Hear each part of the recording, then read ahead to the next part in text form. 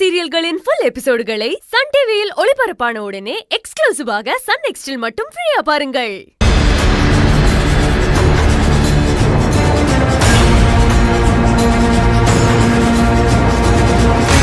யோசிக்காதீங்க செவந்தி. அவ மேல பரிதாபப்பட்டு தான் நீங்க இவ்ளோ அவஸ்தைப்பட்டுட்டு இருக்கீங்க. நானும் கூட தான் அவளுக்காக அனுதாபப்படுறேன். ஆனா சுடுகாட்டுக்கு போய் பொணத்தை தோண்டி எடுக்கிற அளவுக்கு போறதெல்லாம் ரொம்ப டூ மச். ரகு சொல்ற மாதிரி 2 நாளைக்கு உள்ள போய் இருக்கட்டும்.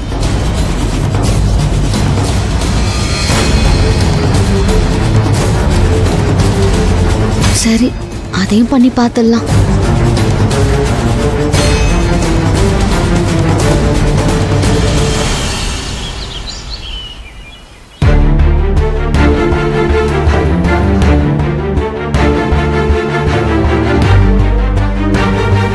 நானும் உன் மாமாவும் பூரணிய மனநல மருத்துவமனைக்கு அனுப்புறதா வேண்டாங்கிறத பத்தி நேத்து நைட் ரொம்ப நேரம் பேசிட்டு இருந்தோம். ரகு சொன்ன மாதிரி அவ 2 நாளைக்கு அங்க இருந்துட்டு வந்தாதான் அவ இந்த மாதிரி கெட்ட காரியங்களை பண்ணக்கூடாதுன்னு புத்தி வரும். அப்பாவும் அம்மாவும் பூர்ணிய அனுப்பியே ஆகணுங்கிற முடிவுக்கு வந்துட்டாங்க. நீங்க தான் இன்னும் 2 மனசோட இருக்கிற மாதிரி தெரியுது செவந்தி. அப்படிலாம் இல்ல சிந்து. நேத்து ராத்திரி அது சம்பந்தமா நானும் யோசனை பண்ணி தான் பார்த்தேன். நீங்க எல்லாரும் சொல்ற மாதிரி 2 நாளைக்கு அவ அங்க போய் இருந்துட்டு வர்றதுதான் சரின்னு படுது. ஆனா அதுக்கு மேல எக்காரணத்து கொண்டும் அவளை அங்க இருக்க விடக்கூடாது. வீட்டுக்கு கூட்டிட்டு வந்துடணும். அதெல்லாம் அவசியம் கூட்டிட்டு வந்துடணும். ரொம்ப நாள் அங்க வச்சிருக்கிறதுல எனக்கு கூட விருப்பம் இல்லை. நம்ம எல்லாரும் சேர்ந்து முடிவு பண்ணி அந்த பிள்ளையை கூட்டு வந்துடுவோம். சரி மாமா. இப்ப அவளை கூட்டிட்டு போறதுக்கு மனநல மருத்துவமனையில இருந்து ஆளுங்க வந்ததும் தாம் தும்னு குதிச்சு ஆர்ப்பாட்டம் பண்ண போறா. அவளை எப்படி கண்ட்ரோல் பண்ணி அனுப்பி வைக்க போறோம்னு தான் தெரியல. அது என்ன பெரிய விஷயமாடி? நாம இத்தனை பேர் இருக்கோம்ல, பாத்துக்கலாமா? அதுவும் இல்லாம அவளை கூட்டிட்டு போறதுக்கு வர ஆளுங்க என்ன லேசுப்பட்டவங்களாவா இருப்பாங்க? அதெல்லாம் சத்தம் வராம அவளை புடிச்சு தூக்கிட்டு போயிருவாங்க.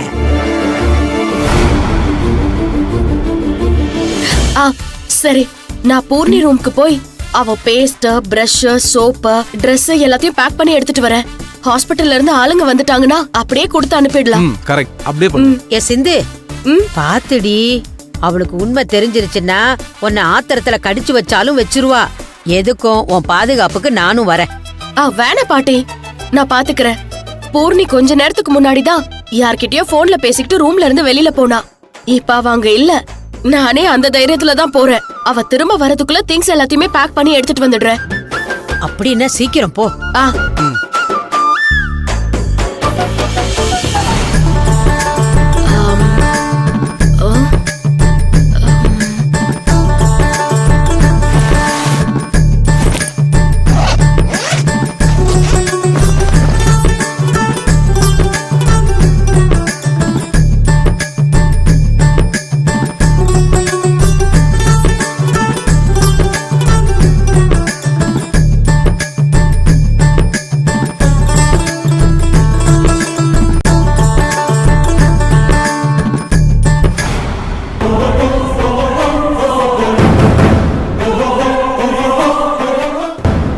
ஐயோ, பூர்ணி ரூம்ல இல்லன்னு சிந்து அவளோட திங்ஸ பேக் பண்ணி எடுத்துட்டு வரேன்னு போயிருக்கா.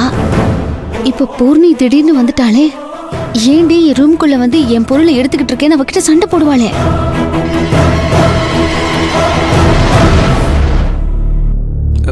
அண்ணி, ஒன்னும் பதறாதீங்க. சிந்து ரொம்ப தைரியமானவங்க.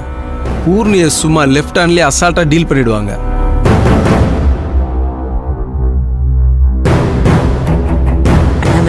பாரு,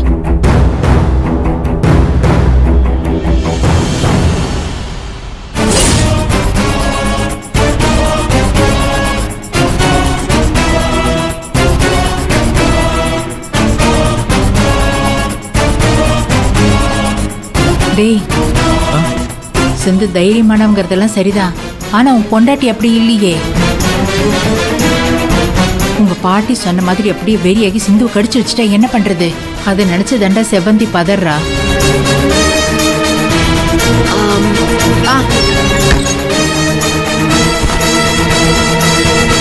இப்போ சிந்துக்கு பக்கத்துலயே ஆள் இருக்கணும். நீ போ. ஆ சரி சரி நான் போறேன். ஐயோ கடவுளே, என்ன நடக்க போதோ தெரியல. ஏய், என்னடி ஏன் ரூம்குள்ள வந்து ஏன் ட்ரெஸ் எல்லாம் எடுத்து பேக்ல வச்சுக்கிட்டு இருக்க? என்ன விஷயம்? இவ வரதுக்குள்ள வேலையை முடிச்சிட்டு போயிடலான்னு நினைச்சா ட்ரெஸ்ஸுங்களை எடுத்து வச்சிட்டு இருக்கிற நேரத்திலேயே வந்துட்டாளே. மனநல மருத்துவமனையில இருந்து ஆளுங்க வர வரைக்கும் இவகிட்ட உண்மைய சொல்லக்கூடாது. இப்ப எப்படி சமாளிக்கிறது இவள? ஏய், நான் கேட்டதுக்கு பதில் சொல்லாம அப்படியே திருத்திரன்னு முடிச்சுக்கிட்டு இருக்க. நான் இல்லாத நேரமா பார்த்து இவ்ளோ அவசரமா என் ட்ரெஸ் எடுத்து பேக்ல வச்சுக்கிட்டு இருக்க. அது ஏன்னு கேட்டேன். காரணம் இல்லாம காரியம் இல்லக்கா. உங்க ரூம்குள்ள வந்து உங்க ட்ரெஸ் எல்லாம் எடுத்து நானே தைரியமா பேக் பண்றேன்னா அதுக்கு ஒரு காரணம் இருக்கும்னு உங்களுக்கு தெரிய வேண்டாமா? அதுதான் என்ன காரணம்னு கேக்குறேன், சொல்லு. இப்ப நீங்க கேக்குறீங்கன்னு உடனே அந்த காரணத்தை எல்லாம் சொல்ல முடியாதுக்கா. கொஞ்சம் நேரம் ஆகும். எது கொஞ்சம் நேரம் ஆகுமா? ஆமா. கழுத்தை நெரிச்சு கொன்னுடுவேன் உன்ன. ஒழுங்கு மரியாதையா உண்மையை சொல்லு. எதுக்காக என் ரூம்குள்ள வந்து இப்படி எல்லாம் பண்ணிட்டு இருக்க? சொல்லுடி. இப்படி என் கழுத்தை புடிச்சிட்டா என் கிட்ட இருந்து உங்களுக்கு தெரிய வேண்டிய உண்மை தெரிஞ்சிருமா? இப்ப நீ ஏங்கிற காரணத்தை என்கிட்ட சொல்லல, உன்னை கொன்னுடுவேன். பரவாயில்லையா? நீங்க என் கழுத்தை நெரிச்சு கொல்ற வரைக்கும் என் கை என்ன புளியங்கா பறிச்சிட்டு இருக்குமா? உங்க கழுத்து மேல என் கையை வைக்கிறதுக்கு எனக்கு எவ்வளவு நேரம் ஆகும் தெரியுமா? இதுக்கு மேலே பார்த்துட்டு கூடாது, நாமளும் களத்துல குதிச்சிட வேண்டியதுதான். ஏ பூர்ணி, பூர்ணி என்னடி பண்ணிட்டு இருக்க?